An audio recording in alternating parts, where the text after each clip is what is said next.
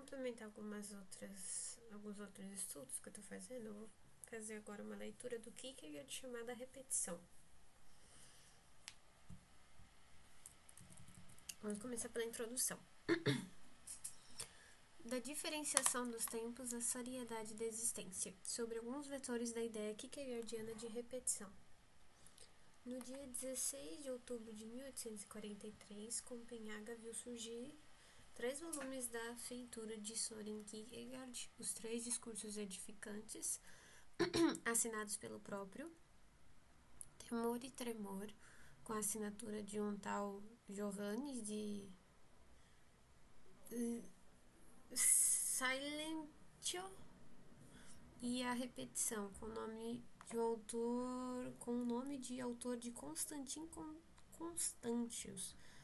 É, portanto, liminarmente evidente que Kierkegaard pretendia que a relação entre os 3 volumes fosse, não de certo, imediatamente captada na sua substância pelo público, porque em Kierkegaard nada se destina a ser captado apressadamente, mas pelo menos construída pelo leitor a partir dos dados escrituralmente objetivos que os textos fornecem, e esses dados objetivos resumem-se numa expressão que haveria de ganhar estatuto de cidadania num vocabulário filosófico muito posterior: diferença e repetição. Ver-se adiante como e por quê. A interligação coerente desses 3 volumes inscreve-se, aliás, no modo como Kierkegaard via o plano de totalidade da articulação da comunicação direta, discursos edificantes, com a comunicação indireta, obras pseudônimas, ao longo da sua atividade autoral. A isso se refere o filósofo em alguns momentos capitais que não trataremos nessa circunstância. O que aqui nos importa é o segmento específico em que opera imediatamente o texto de A Repetição. E dentro desse segmento, procuraremos precisamente mostrar como a ideia de repetição atravessa os 3 discursos edificantes de tal maneira que a leitura aprofundada de algumas passagens dos mesmos pode contribuir decisivamente para a interpretação daqueles momentos de A Repetição, em que Constantius mais avança na teorização da categoria em causa. Deixaremos deliberadamente de lado o texto Temor e Tremor, que é objeto de análise na respectiva introdução à tradução portuguesa, que se publica conjuntamente com o presente volume. Dos 3 discursos edificantes, os 2 primeiros debruçam-se exaustivamente sobre uma passagem da primeira epístola do apóstolo Pedro, capítulo 4, versículos de 7 a 12, na qual se diz que a caridade cobrirá a multidão de pecados, ou, numa tradução mais próxima do texto bíblico dinamarquês, o amor encobrirá uma multidão de pecados. Trata-se de um brilhante exercício, simultaneamente edificante e hermenêutico, em torno do tema do amor, ou seja, da caritas, em que não podia deixar de ser o texto paulino do capítulo 13 da primeira epístola aos Coríntios. É chamada a desempenhar um papel crucial, sobretudo no primeiro discurso, o de um autêntico mecanismo de potenciação de possibilidades interpretativas. Quanto ao terceiro dos 3 discursos edificantes, ele assenta numa leitura da segunda metade do 3º capítulo da Epístola de Paulo aos Efésios, capítulo 3, versículos de 13 a 21, onde o apóstolo, prisioneiro em Roma, segundo a tradição associada ao texto, exorta os destinatários à fé e à paciência para que possam conhecer o amor de Cristo que excede todo entendimento e sejam cheios de toda a plenitude de Deus. Neste caso, Kierkegaard debruça-se muito em especial sobre o versículo 16, em que se fala de um dos objetivos da oração do apóstolo. Abre aspas, para que, segundo as riquezas da sua glória, vos conceda que sejais corroborados com o poder de seu espírito no homem interior. Fecha aspas. No texto bíblico dinamarquês, a expressão que mais importa aqui, Kierkegaard diz algo como reforçados no seu interior. O terceiro discurso cumpre, então, o papel de indicar a complementariedade entre o amor e este perseverar na interioridade da fé. Ora, sucede que são múltiplos os elementos dos três discursos que permitem compreender que há uma estrutura diferencial do tempo que subjaz a categoria kierkegaardiana da repetição. Digamos, para começar, que tudo depende de uma distinção liminar entre duas formas de temporalidade. Ao tempo rápido e breve da mera inteligência, subordinada aos interesses imediatos, contrapõe-se o tempo longo e lento da inteligência amorosa, no qual pode detectar-se a eficácia da repetição. Um tal mecanismo da diferenciação de tempos e ritmos não se confunde, como é evidente, com um mero artifício literário capaz de proporcionar as metáforas necessárias a um desenvolvimento retórico daquilo a que se poderia chamar o fazer homilético dos discursos. Importa, pelo contrário, sublinhar o conteúdo filosófico deste gesto de distribuição assimétrica dos tempos, que de algum modo se inscreve na reconfiguração a que Kierkegaard submete o tipo de fenomenologia de Hegel, submete o tipo de fenomenologia de Hegel que Hegel constrói para o espírito, na medida em que a uniformidade do tempo hegeliano se introduzem na medida em que, na uniformidade do tempo hegeliano, se introduzem por esta via fatores de reiterada complexificação das possibilidades analíticas, os quais, por seu lado, abrem drasticamente o território do pensar experimentante da psicologia kierkegaardiana e da conceitualização filosófica que lhe está indelevelmente associada. Sendo certo que nos três discursos edificantes que prioritariamente nos interessam não se encontram referências explícitas ao conceito de repetição, não é menos verdade que eles contêm diversas ocorrências da distinção entre o tempo rápido e o tempo lento, cujas consequências são incontornáveis para a compreensão da categoria que aqui nos importa. Vejamos então. Ainda na parte inicial do primeiro discurso, encontramos uma passagem paradigmática.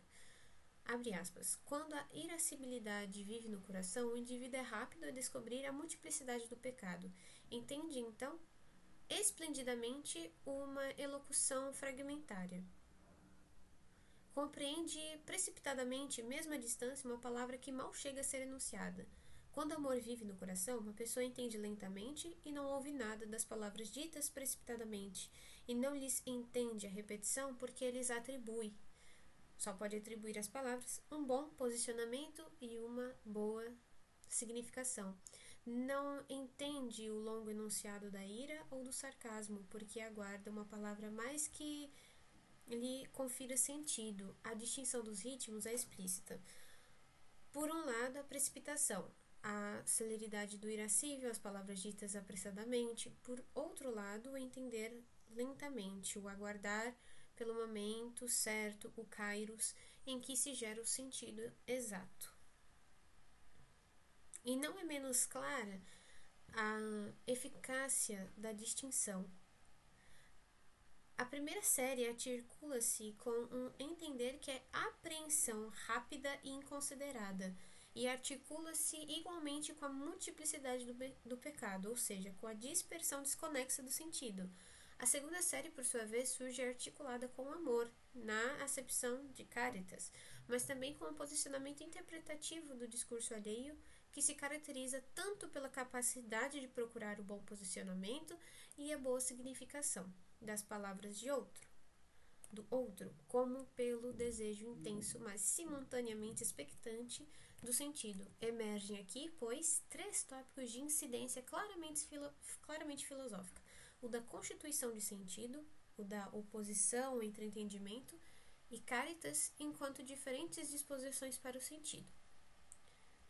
E ainda o tópico de multiplicidade. Deixaremos a questão da constituição de sentido para um momento um pouco mais adiantado destas considerações e examinamos, antes de mais, os dois outros tópicos na sua interligação funcional.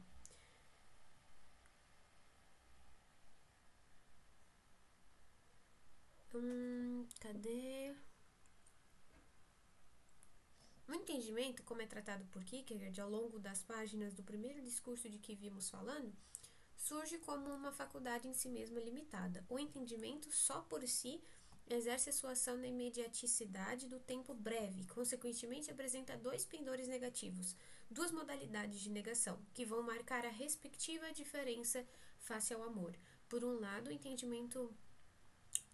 entendimento violenta aquilo que quer aprisionar e, por outro lado, permanece num plano de indeterminação, ou seja, não alcança o grau de determinação que é necessário à singularidade da constituição de sentido.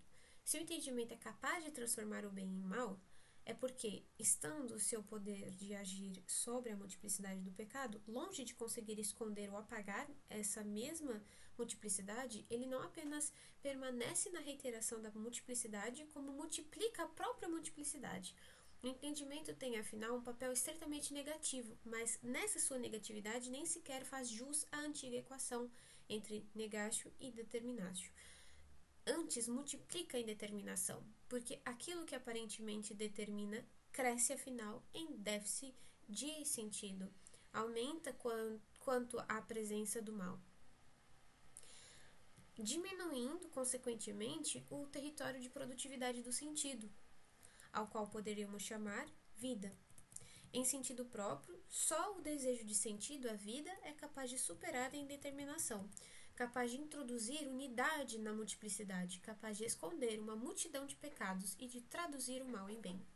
Veremos adiante como essa determinação acontece na experiência da singularidade e produz ela mesma um efeito singular. Por agora, vejamos então como o amor se opõe ao estrito entendimento para gerar uma superior possibilidade de entender. Na sua incidência propriamente filosófica, não estritamente teológica, a caritas, sendo desejo de sentido, é antes de mais afecção. O entendimento exclusivamente enquanto tal é, como vimos, negação, e nessa exata medida é uma espécie de violência ativa que nega também o papel primordial da passividade. A passividade, na acepção rigorosa do Paiten, é a condição de todo o sentido, de todo o viver que se coloque ao lado da positividade, o poien, do sentido. Ora, o modo de existência da passividade, enquanto condição da produtividade do sentido, da produção da unidade que supera o múltiplo e condição também do próprio agir que só a jusante dela se encontra, situa-se precisamente ao lado daquele tempo alongado de que falamos acima. O tempo longo é, pois, condição da condição, e uma vez preenchido este complexo condicional, estaremos então em situação de compreender onde e como age a repetição. A repetição, na sua acepção superior, é, afinal, a operação lenta que propicia, em vez de causar, o súbito momento de uma emergência do sentido, que não pode deixar de evocar aquilo a que, numa linguagem filosófica posterior, veio a chamar-se a redução fenomenológica. Ora, se no contexto da passagem kierkegaardiana de que partimos se chegar a falar de repetição, é aparentemente apenas no seu sentido pobre, no daquela repetição que é mera reprodução do mesmo e que nos deixa totalmente no plano a que Kierkegaard chama da multiplicidade do pecado. Mas a repetição produtiva espreita-nos indubitavelmente por entre o relacionamento das duas últimas afirmações dessa passagem. Se, por muito que as palavras se repitam, o homem preenchido pela caritas não entende superiormente aquilo que só pode ser apressadamente e inferiormente entendido pelo homem que vive na precipitação. Não é menos verdade que ele aguarda na repetição uma palavra mais, que, no momento exato da acumulação, lhe permite intuir um sentido até aí vedado, ou seja, lhe permita uma súbita constituição de sentido que tem o caráter de uma iluminação singular. Se para muitos leitores de Kierkegaard é evidente o caráter incontornável das declarações do filósofo sobre o tema da singularidade, designadamente em textos reunidos mais tarde em Um Ponto de Vista sobre a Minha Obra enquanto Autor, não deixa, contudo, de ser notável a ausência na bibliografia crítica daquilo que poderíamos chamar uma analítica do singular, capaz de deixar explícita a eficácia filosófica dessa noção. Nessa circunstância, limitar-nos-emos a sublinhar dois aspectos integrantes desse problema. Em primeiro lugar, a diferença radical entre o singular e o particular. Em segundo lugar, o efeito da experiência da singularidade no que toca à súbita inflexão necessária ao caráter radicalmente novo da produção de sentido. Estas duas vertentes levar-nos-ão, por sua vez, até ao problema kierkegaardiano da liberdade. O singular não surge apenas em oposição ao geral, mas também em relação ao estritamente particular. Digamos liminarmente que o particular é, em rigor, o que não comunica, o que só comunica com outros particulares, precisamente na medida em que o geral seja capaz de sobrevir e subsumir um conjunto de particulares. Assim, uma experiência particular não acrescenta qualquer produtividade ao trabalho generalizante do entendimento. Limita-se, por assim dizer, a fornecer à violência do entendimento um material amorfo, sem o qual esse mesmo entendimento não seria capaz de exercer a sua função, que é precisamente a de esquecer o particular do particular e operar, inclusive, exclusivamente com o geral sobrante. O singular, pelo contrário, é o fator que vem abalar e pôr em causa a eficácia da generalização. É aquilo que, escapando por inteiro ao trabalho reducionista do entendimento, quando este se exerce na estreiteza da sua exclusividade, obriga as nossas faculdades criativas a exercerem-se num direcionamento distinto do entendimento. O singular constitui, digamos assim, um obstáculo ao decurso do pensamento e, por esta via, obriga-o a mudar de sentido. Mudar de sentido é, pois, o núcleo mais íntimo da questão do relacionamento entre o singular e o sentido íntimo.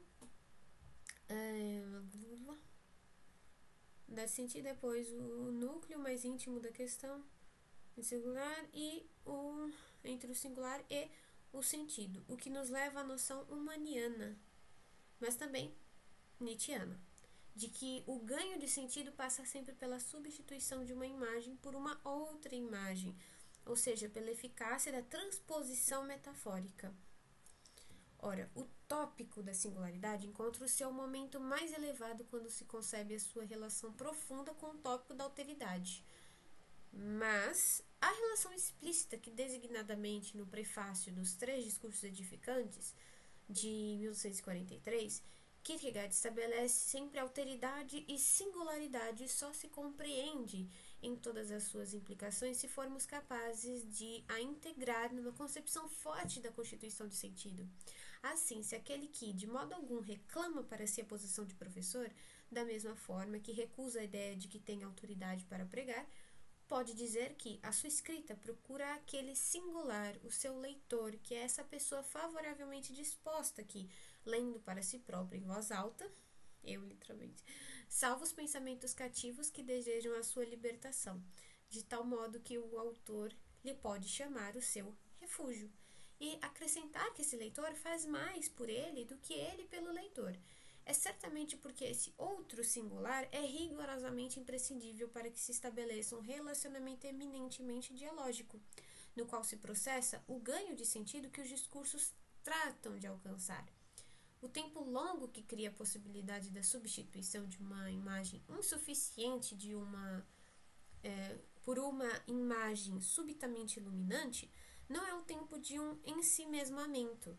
Pelo contrário, terá de ser um tempo de multiplicação das possibilidades interpretativas, um tempo de uma espera simultaneamente passiva e ativa, em que a troca dialógica, ainda que criada e sustentada ficcionalmente dentro das potencialidades multiplicadoras, que são as da escrita, é o fator verdadeiramente propiciatório do efeito de novidade radical onde o processo desemboca.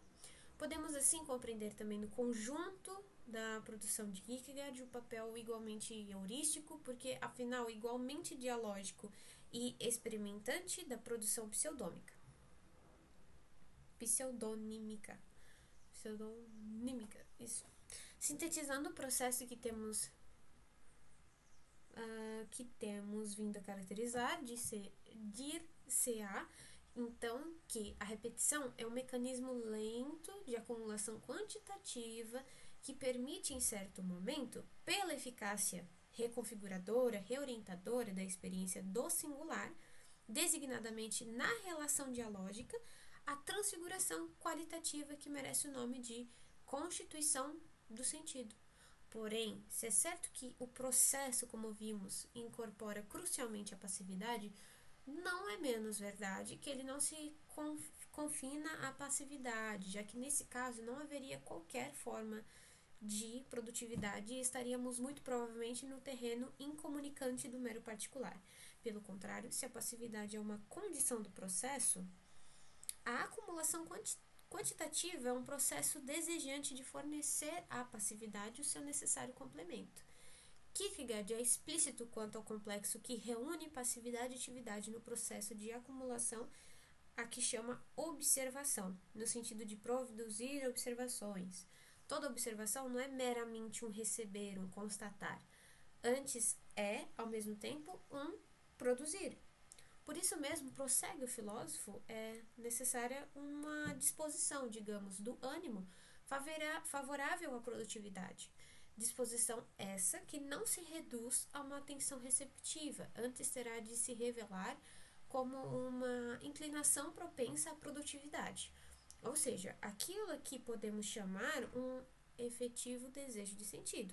Ora, esse desejo, que afinal confere à repetição a orientação necessária à respectiva produtividade, só é possível se o seu sujeito puder partir da diferença para chegar a essa forma amplificada da diferença que é a constituição de sentido.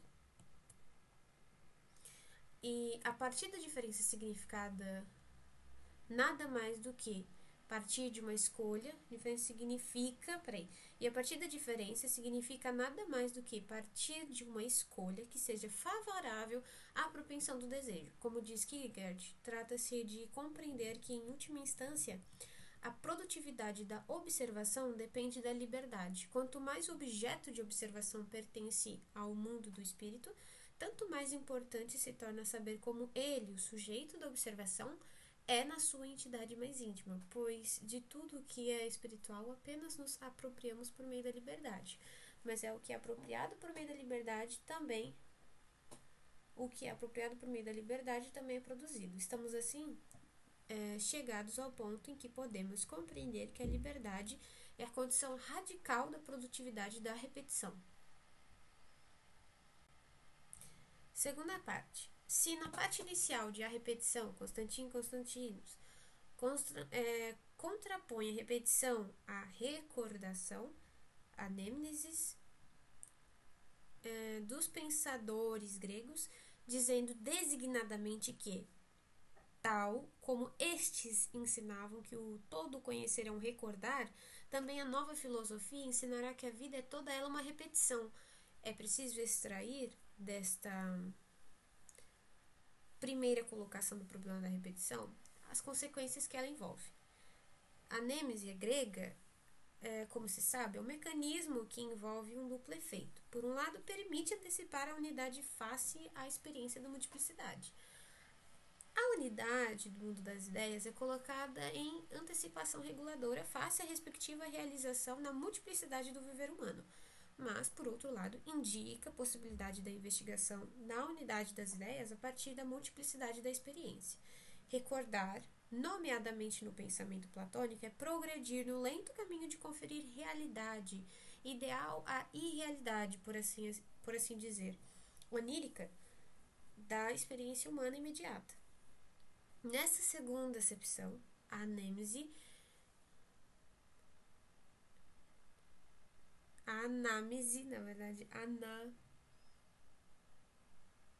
anamnese tem um papel redutor da multiplicidade e, obviamente, também um papel hermenêutico, já que exerce a função de interpretar os dados imediatos da consciência pela construção de um horizonte, digamos, retrospectivo de sentido. Pois bem, quando Constantius aparentemente inverte a lógica da recordação e propõe a repetição como categoria moderna simétrica da categoria grega, desloca-se em simultâneo do estrito plano do conhecimento para um plano manifestamente diferente, o que chama vida, Sendo assim, dir-se-ia que não estamos perante uma mera inversão, mas sim em face de uma verdadeira transposição para um diferente gênero. E ver-se-á mais adiante em que medida esta metabase se articula de fato com a evocação liminar que no texto se faz do tema grego do movimento. Não bastará, pois, compreender que a repetição se processa em vista de um horizonte prospectivo de sentido, como procuramos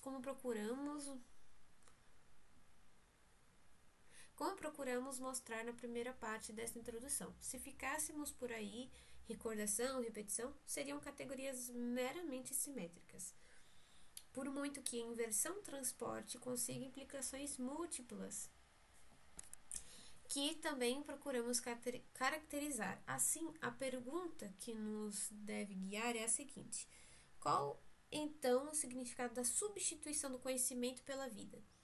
Há um primeiro plano de abordagem do problema, no qual a resposta é razoavelmente direta. Nem Kierkegaard, nem nenhum dos seus pseudônimos estão interessados numa reflexão que separe da experiência de vida a atividade cognitiva para examinarem numa qualquer autonomia, tô maluca, examinarem numa qualquer autonomia, ainda que relativa. Não há em Kierkegaard algo que pudéssemos chamar o problema do conhecimento. E como é óbvio, este posicionamento decorre logicamente da atitude geral de Kierkegaard tem perante o sistema, a organização sistemática do edifício filosófico com os seus compartimentos especializados, ainda que comunicantes entre si, está longe de constituir aqui o objetivo da filosofia. Para Kierkegaard, centrar a reflexão filosófica no problema do conhecimento teria como consequência um efeito de alienação. A filosofia instituir-se-ia toda ela como disciplina acadêmica, à margem daquilo que efetivamente importa, a salvação, ou seja, em termos voluntariamente mais laicos, que na verdade não repugnam o pensamento kierkegaardiano, a detecção ou construção de um sentido para a vida dos homens. É por isso que é a vida e não o conhecimento que surge aqui como integral repetição. O problema, no entanto, complexifica-se quando se examina esta cláusula. A vida é toda ela uma repetição. Por que toda ela? À primeira vista, mesmo depois de compreendermos a eficácia da repetição na constituição de sentido, pareceria legítimo entender que existe a repetição e a não repetição, e que as decisões fundamentais de uma ética do sentido teriam a ver com a escolha livre entre a não repetição e a produtividade da repetição. Mas não é assim, porque Kierkegaard compreende bem que a não repetição, em vez de ser uma verdade legítima das coisas, de algumas coisas, é antes já uma compreensão das coisas, uma hermenêutica pobre, sem dúvida, mas nem por isso menos ativa, uma compreensão eminentemente negativa, dispersiva, multiplicadora do pecado. Jogam-se aqui, portanto, duas compreensões das coisas: a liberdade de que falávamos acima e também a da escolha de um desses dois caminhos. Ora, se a boa escolha é a da repetição, o que fica a dever-se este fato? Certamente a promessa de sentido que a repetição traz consigo. E como se metamorfoseia uma promessa em garantia? Muito simplesmente por intermédio da própria reiteração que a repetição transporta consigo.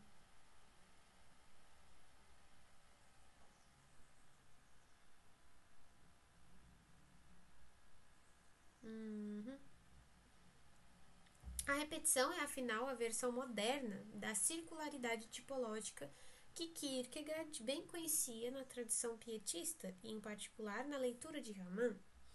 No centro da repetição encontra-se, pois, o papel construtivo da analogia, esse mais seguro guia do homem aqui embaixo, como dizia o poeta Edward Young, que Raman cita numa nota das Memoráveis Socráticas. A analogia, porém, sendo o próprio movimento do pensamento, permite compreender, no seu modo de funcionamento, a razão profunda da crítica de Constâncios, a mediação hegeliana e, consequentemente, o motivo que o leva a dizer que a repetição é o interesse da metafísica. A analogia funciona num plano que, sendo do tempo longo, é também o dos pequenos movimentos. A mediação hegeliana impõe-se como elemento central de um movimento amplo, o da dialética e da respectiva ambição sintetizadora. Pelo contrário, a analogia da repetição acontece num plano de diferenças mínimas. Repetir o pormenor, para assim nos aproximarmos de esgotar a sua significação. Se Constâncios evoca Heráclito contra Eleatas, fala em defesa de uma kinesis interpretada não tanto como um movimento cosmológico perpétuo, mas antes como um movimento do próprio pensamento, um movimento que se processa no âmbito daquilo o que Leibniz chamaria as pequenas percepções, aí residindo, porventura, um dos motivos para a afirmação de que o filósofo de Hannover teria sido o único pensador moderno a ter um pressentimento do significado da repetição. A diferença mínima é, pois, o fator seminal do sentido a que o pensamento aspira. E o tecer da teia das mínimas diferenças que a repetição permite é a malha intersticial de que a metafísica moderna precisa para poder escapar ao mesmo tempo às limitações da categoria hegeliana de transição, na qual a projeção do salto é, por assim dizer, mortal, e a visão étnica da vida, ou seja, uma compreensão pagã que não tem lugar para a fé, no sentido em que a crença na possibilidade não demonstrada do sentido é o humus de que se alimenta todo o processo de constituição de sentido. Assim sendo, não haverá dúvida de que o movimento do pensamento se pode captar em síntese na fórmula repetição e diferença, desde que a diferença seja concebida antes de mais como diferença mínima e como progressiva configuração da teia das diferenças mínimas. Há, no entanto, um último vetor da categoria de repetição que importa salientar. Constâncios diz: a repetição é a realidade e é a seriedade da existência. Aquele que quer a repetição amadureceu em seriedade. Esta é a minha declaração de voto. E uma outra passagem acrescenta: a repetição é o lema em qualquer instituição ética. A repetição é conditio sine qua non para todo e qualquer problema dogmático. Lema e declaração de voto são atos linguísticos que surgem aqui a balizar o interesse ético da repetição. O lema, que também tem significado de senha, no sentido de palavra de passe, indica ou uma orientação ou fator que franqueia a entrada num domínio reservado. Ou seja, a repetição é a orientação fundamental que há que não perder de vista para a súbita decisão da escolha ética, que em Kierkegaard é, antes de mais, escolha de si próprio, e é ao mesmo tempo a chave que abre o terreno do ético. Por outro lado, a declaração de voto se indica o gesto conclusivo do processo de decisão, que não deixa também de significar a proposição em que se condensa o próprio processo da escolha.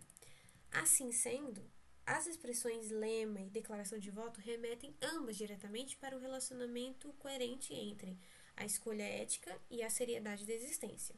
Amadurecer em seriedade é desenvolver as condições de exercício da liberdade necessárias a uma escolha do sentido que é, em última instância, escolha de uma compreensão singular, primeiro, e universal, depois, da existência. Compreensão essa que sintetiza o essencial do interesse que o homem coloca no seu viver ético.